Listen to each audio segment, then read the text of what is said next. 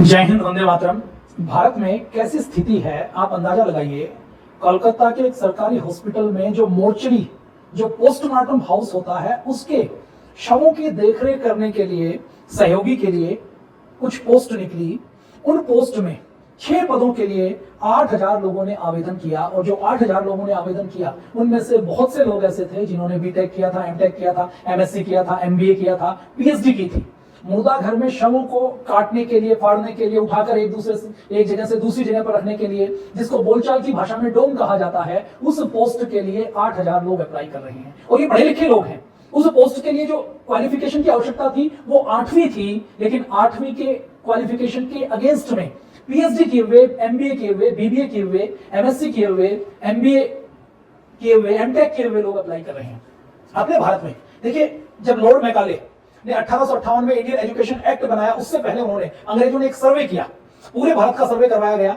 G.W. Luther एक अंग्रेज अधिकारी था जिसने उत्तर भारत का सर्वे किया। वो ये कहता है कि उत्तर भारत में 97% साक्षरता 18वीं शताब्दी तक थी। मुंडो नाम का एक और अंग्रेज अधिकारी था जिसने दक्षिण भारत का सर्वे किया। वो कहता है कि यहां तो साक्षरता 100% है। और जब लॉर्ड मैकाले ने यह देखा कि भारत को यदि गुलाम बनाना है तो भारत के शिक्षा व्यवस्था को, भारत की भाषा को, भारत की संस्कृति को, भारत के गौरव को नष्ट करना पड़ेगा, तो उसने योजना बनाई कि इस देश में संस्कृत को नष्ट करना है, भाषा और शिक्षा को नष्ट करना है।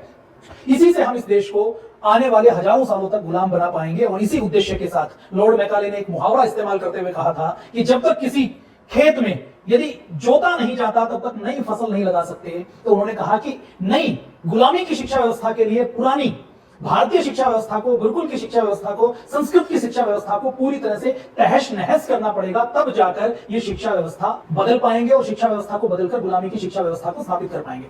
भारतीयों को निरुत्साहित करने के लिए, भारतीयों को गुलाम बनाने के लिए, भारतीयों के मन में यह स्वीकार्यता का भाव डालने के लिए कि अंग्रेज तो बहुत अच्छी कौम है, अंग्रेज तो हमसे श्रेष्ठ है, वो तो हमसे ज्यादा बुद्धिमान है, वो हमसे ज्यादा बलशाली है, वो ज्ञान विज्ञान में आगे हैं, उसके लिए अंग्रेजों ने सुनियोजित तरीके से भारतीय शिक्षा व्यवस्था को, भारत के साहित्य को, भारत के दर्शन को, भारत के परंपरागत ज्ञान विज्ञान को झुठलाया और यह स्थापित किया भारतीयों के मन में कि तुम गुलाम बनने के लायक हो, तुम मूर्ख हो, तुम नालायक हो, तुम्हारे अंदर कोई ज्ञान विज्ञान नहीं है और तुम अंग्रेजों के शासन को स्वीकार कर लो। और भारतीयों के मन में यह बैठाया गया कि हम तुम्हारा उद्धार करने के लिए, तुम्हें असभ्य से सभ्य बनाने के लिए, जंगली से तुम्हें अच्छी सभ्यता के लोग बनाने के लिए यहां पर आए हैं। ये विचार डालने के लिए उन्होंने संस्कृत को और भारतीय शिक्षा को नष्ट किया।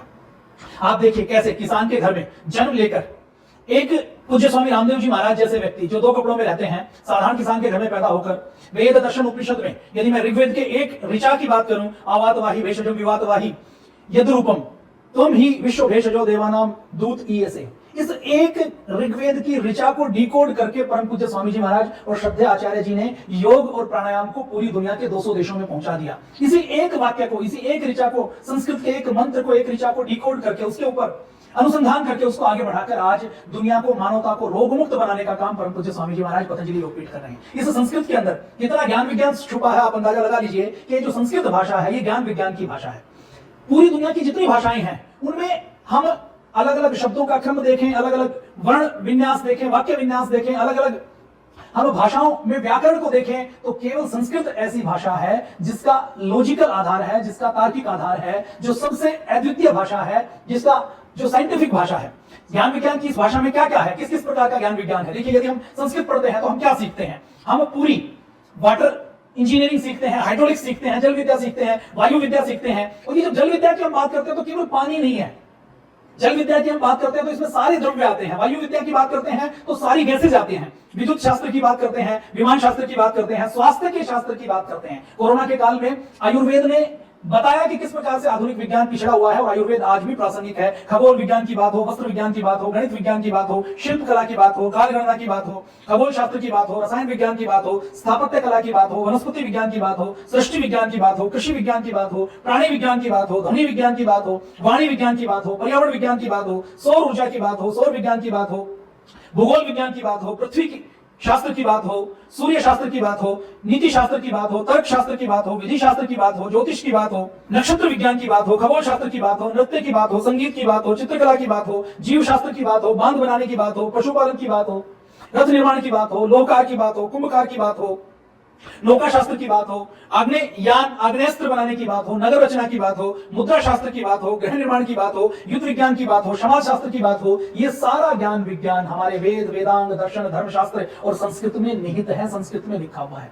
नालंदा नाम का एक विश्वविद्यालय था, लगभग 800-900 साल पहले एक हमलावर आया, 80 लाख पांडुलिपियों को जला दिया। 6 महीने तक उसकी लाखों की सेना उसके ऊपर उन पांडुलिपियों को जला जलाकर पानी गर्म करती रही, आग में झोंकती रही, तो भी आज संस्कृत का विपुल साहित्य हमारे देश में बचा हुआ है। लेकिन इस ज्ञान विज्ञान को डिकोड करने के लिए, इस ज्ञान विज्ञान को आगे बढ़ाने के लिए संस्कृत के विद्वानों की आवश्यकता है, संस्कृत के शिक्षकों की आवश्यकता है। और यह आवश्यकता केवल भारत में नहीं है, भारत के बाहर भी इसकी आवश्यकता है, क्योंकि केवल एक संस्कृत भाषा ऐसी है जिसके शब्दों का क्रम यदि हम उलट दें तो भी उसका अर्थ नहीं बदलता।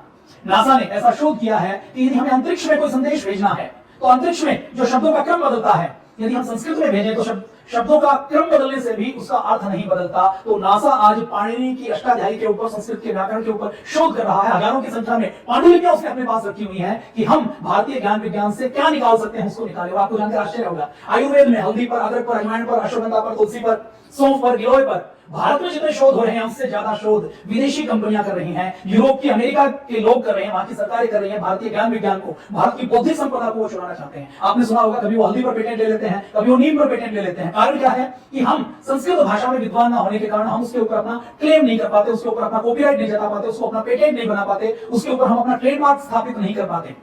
तो हमने क्योंकि अपनी भाषा की उपेक्षा की है, तो हमारी संस्कृत के अंदर इतना गहरा ज्ञान विज्ञान है कि वो 80 लाख पांडुलिपियां जो लगातार आक्रमणों से जला दी गई, उसके बाद भी आज भी जितना कुछ हमारे पास बचा हुआ है उससे हम पूरी दुनिया की सबसे बड़ी महाशक्ति बन सकते हैं। आवश्यकता केवल इस बात की है कि हमें संस्कृत के व्याकरण को, संस्कृत की भाषा को महत्व देते हुए अपनी आने वाली पीढ़ी तक इसको पहुंचाना है। देखिए, हमारे जो वेद, वेदांत, दर्शन, धर्मशास्त्र हैं उसमें केवल कुछ चीजें नहीं है, प्रत्येक प्राणी के सुखी जीवन के लिए, संतुलित व संपूर्ण विकास का जितने ज्ञान की आवश्यकता है वो सब हमारे संस्कृत के वाङ्मय में निहित है।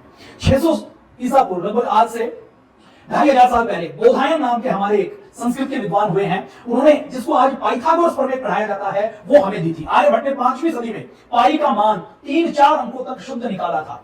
आर्ष ग्रंथों की हम बात करें तो सूर्य सिद्धांत में ग्रेविटी का सिद्धांत दिया हुआ है। भास्कराचार्य ने 1850 में अपने सिद्धांत श्रोमणी ग्रंथ में गुरुत्वाकर्षण, ग्रेविटेशनल फोर्स के बारे में चर्चा की है, उसके पूरे सिद्धांत दिए हैं। वैदिक गणित के बारे में आज पूरी दुनिया ने स्वीकार कर लिया है कि ये वैदिक गणित के जो 15-20 सूत्र हैं, यदि एक बच्चे को सिखा दिया जाए तो उसके लिए गणित बहुत आसान हो जाएगा। उसके ऊपर पूरी दुनिया में रिसर्च हो रही है, पूरी दुनिया में उसको सिखाया जा रहा है। लेकिन यही वैदिक गणित के सूत्र भारत के लोगों ने भुलाए हुए थे। गणित में शून्य की खोज हो, डेसिमल सिस्टम की बात हो, आचार्य पिंगल की बात हो, उन सब ने गणित से लेकर रसायन विज्ञान से लेकर स्वास्थ्य विज्ञान से लेकर अद्भुत अपना योगदान दिया है। देखिए, आज हमारे भारतीय विज्ञान की बात करें तो दिल्ली के मेहरौली में लौह स्तंभ लगा हुआ है। हमारा रसायन विज्ञान कितना उन्नत था कि दिल्ली के उस लौह स्तंभ को आज हजारों साल होने के बाद भी जंग नहीं लगा है। आज भी हम ऐसा लोहा नहीं बना सकते जिसके ऊपर जंग नहीं लगाए, लेकिन दिल्ली में हजारों साल पहले हमारे देश के धातु विज्ञानियों ने ऐसा लोहा बनाया था। अजंता अलोरा में कैलाश मंदिर हम देखें, ऊपर से नीचे की ओर काटा हुआ है। आज 3D डिजाइनिंग है, अच्छी लेथ मशीनें हैं, कंप्यूटराइज्ड मशीनें हैं, जेसीबी से लेकर बहुत सारी चीजें हमने बनाई हुई हैं। लेकिन उस मंदिर की डिजाइनिंग की अगर हम बात करें, उस मंदिर को यदि आज की तकनीक से हम बनाने की बात करें तो आज की तकनीक से उस मंदिर को हम बना नहीं सकते। ऐसा शिल्प विज्ञान भारत के अंदर रहा है, ऐसी सिविल इंजीनियरिंग भारत के अंदर रही है। और देखिए, ये जो हमारे संस्कृत में ज्ञान विज्ञान है वो अणु से लेकर, परमाणु से लेकर मानसिक क्रिया के एक एक विचार से जो तरंग उत्पन्न होती है उस तक, नक्षत्रों के, तारों के, आकाशीय पिंडों के जन्म से लेकर मरण तक, पक्षियों के प्रवास तक, सूक्ष्म जीवों से लेकर आकाश गंगाओं तक, छोटे छोटे कणों से लेकर उत्थान पतन से लेकर ब्रह्मांडों का निर्माण किस प्रकार से हुआ है और उसका वितरण कैसे होता है, ये सारा ज्ञान विज्ञान हमारे संस्कृत के साहित्य में, संस्कृत के वाङ्मय में, संस्कृत की भाषा में है। आवश्यकता इसको डिकोड करने की है और इसको डिकोड करने के लिए हमें संस्कृत को पढ़ना है, संस्कृत को जानना है। और संस्कृत को जानने के लिए, संस्कृत को पढ़ने के लिए पतंजलि योगपीठ ने, पूज्य स्वामी जी महाराज ने एक संकल्प लिया है कि हमें संस्कृत के विद्वान तैयार करने हैं। तो प्राचीन विधि से, पाणिनि की विधि से, अष्टाध्यायी से, महाभाष्य, काशिका से यहाँ पर विद्वान तैयार किए जाते हैं। और इसके साथ साथ पतंजलि विश्वविद्यालय में भी अभी देखिए, आने वाले लगभग, मैं अगर बात करूं दुनिया के 200 देशों में 250 से ज्यादा ऐसे विदेशी विश्वविद्यालय हैं जहां संस्कृत को एक भाषा के रूप में पढ़ाया जाता है, जहां इसके जॉब के लिए बहुत बड़े अवसर उपलब्ध है। अभी गूगल ने भी अपनी ट्रांसलेशन में संस्कृत को स्थान दिया है कि वो अन्य, जैसे अंग्रेजी से दूसरी भाषाओं को दिखाता है ट्रांसलेशन के लिए, उसमें संस्कृत को भी दिखाएगा।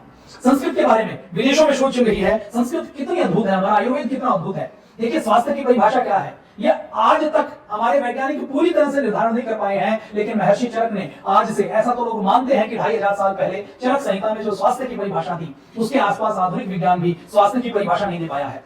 तो इस संस्कृत भाषा को पूरा सीखने के लिए, इस ज्ञान विज्ञान को पूरा प्राप्त करने के लिए पतंजलि ने एक अभियान चलाया है। पतंजलि विश्वविद्यालय के माध्यम से आप पतंजलि विश्वविद्यालय से जुड़कर उसमें प्रवेश लेकर अभी तत्काल नीचे दिए गए नंबर पर संपर्क करके आप यहां पर फोन करके बीए संस्कृत साहित्य में, संस्कृत व्याकरण में, संस्कृत भाषा में आप बीए कर सकते हैं, आप एमए कर सकते हैं। और बीए एमए करने के बाद आने वाले समय में इस सारे व्यवस्था को चेंज करने के लिए पूज्य स्वामी जी महाराज ने चिंतन किया है कि हम भारतीय शिक्षा बोर्ड की स्थापना करेंगे। इस भारतीय शिक्षा बोर्ड में देखिए, अभी देश में लगभग 15 लाख विद्यालय संचालित होते हैं। उन 15 लाख विद्यालयों में से 10 लाख सरकारी विद्यालय हैं, 5 लाख ऐसे हैं जो प्राइवेट विद्यालय हैं, स्कूल हैं। इन 5 लाख स्कूलों में से भारतीय शिक्षा बोर्ड के माध्यम से आने वाले 1 से 2 साल में 50,000 से 1 लाख विद्यालय, यानी कि 1 लाख स्कूल जुड़ने वाले हैं। और ये जो 1 लाख स्कूल जुड़ेंगे उसमें हर विद्यालय में एक संस्कृत के आचार्य की, संस्कृत के टीचर की आवश्यकता पड़ने वाली है। अभी हमारे देश में संस्कृत के आचार्य यदि हम ढूंढे तो आचार्य मिलते नहीं है, क्योंकि आज तक उनके लिए कोई जॉब का स्कोप नहीं था। तो पतंजलि ने भारतीय ज्ञान विज्ञान की रक्षा करने के साथ, संरक्षण संवर्धन करने के साथ, उसके ऊपर रिसर्च करने के साथ साथ उसके अंदर जॉब के अवसर देने का एक योजना बनाई है। आप यदि संस्कृत से बीए एमए करते हैं तो गारंटीड आपको जॉब दी जाएगी, क्योंकि भारतीय शिक्षा बोर्ड के एक विद्यालय में एक गणित विज्ञान से लेकर दूसरे विषयों के साथ क्योंकि वो विषयों के टीचर तो उनके पास पहले से हैं, लेकिन संस्कृत के टीचर नहीं है, संस्कृत के शिक्षक नहीं है, आचार्य नहीं है। तो उनके लिए पतंजलि योगपीठ, पतंजलि विश्वविद्यालय ऐसे आचार्य तैयार कर रहा है जो उन विद्यालयों में जाकर जो प्राचीन संस्कृत भाषा में हमारा गणित, हमारा विज्ञान, हमारा रसायन विज्ञान, हमारा धातु विज्ञान है, उसको समझाने का, उसको बताने का काम करेंगे। तो इसके लिए गारंटीड जॉब के साथ आपको संस्कृत में, वो चाहे साहित्य हो चाहे व्याकरण हो, उसमें आप बीए कर सकते हैं, एमए कर सकते हैं। नीचे दिए गए नंबर पर तत्काल संपर्क करें। आपके घर में कोई आपका छोटा भाई है, कोई परिवार का ऐसा युवा है जिसको आगे करियर बनाना है, जिसको आगे ग्रेजुएशन, पोस्ट ग्रेजुएशन करना है, तो उसको आगे बेरोजगारों की लाइन में ना लगना पड़े। बीए एमए करने के बाद, बीएससी एमएससी करने के बाद, बीबीए एमबीए करने के बाद उसको किसी हॉस्पिटल में ड्रोन के पद के लिए, किसी प्रयोगशाला सहायक के पद के लिए अप्लाई ना करना पड़े, बेरोजगारों की लिस्ट में ना लगना पड़े। तो उसके लिए आप तत्काल संस्कृत साहित्य में, संस्कृत व्याकरण में पतंजलि विश्वविद्यालय से जुड़कर आप बीए एमए करें, आपका भविष्य उज्जवल होगा। और पूज्य स्वामी जी महाराज ने जैसा संकल्प लिया है कि भारत को विश्व गुरु बनाना है, तो राष्ट्र सेवा के साथ साथ आप स्वावलंबी भी बन पाएंगे। तो आप इस संदेश को केवल अपने तक ना रखें, इस संदेश को दूसरे लोगों तक भी पहुंचाएं। आपके परिवार में यदि कोई युवा है तो उसको प्रेरित कीजिए कि वो संस्कृत भाषा में, संस्कृत में बीए एमए करे, ग्रेजुएशन पोस्ट ग्रेजुएशन करे। और आपके परिवार में यदि नहीं है तो आप इस वीडियो को व्हाट्सएप के माध्यम से, सोशल मीडिया के माध्यम से अधिक शेयर करें। जय हिंद, वंदे मातरम, भारत माता की।